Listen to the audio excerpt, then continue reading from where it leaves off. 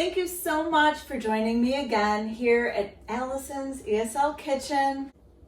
I'd like to show you a couple utensils I use regularly around the kitchen. And some of these may be familiar to you. Some of them may be specifically American, and that's why I want to share some of this vocabulary with you. All right, so again, here I have two mixing bowls. That's because they are bowls that are used to mix. You may mix different ingredients together to make a batter for a bread or for a cake. You also can mix vegetables together for a salad. Mixing bowls.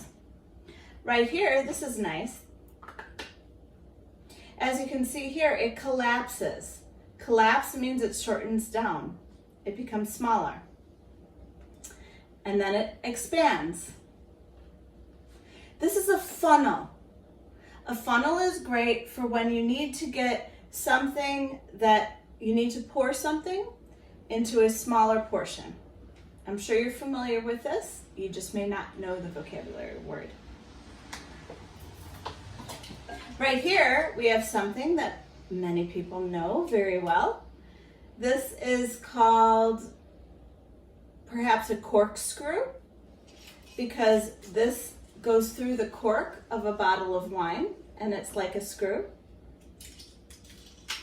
It also could simply be called a wine bottle opener or a wine opener. I like this utensil. This is called a peeler.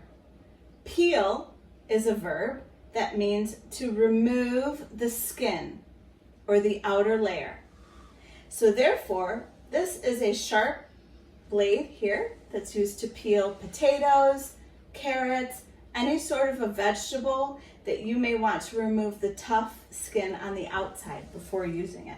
Oftentimes we refer to this as a butter knife because this can easily slice through butter without any difficulty.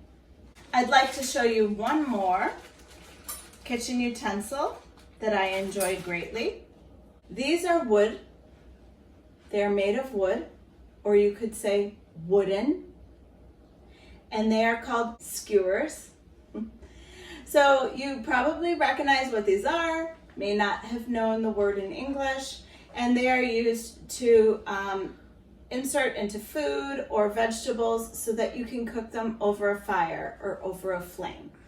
Now, I have one challenge for you as my viewers. I would like you to tell me if you can identify what this utensil is. This is something that was my grandmother's, and it can be quite useful in some households.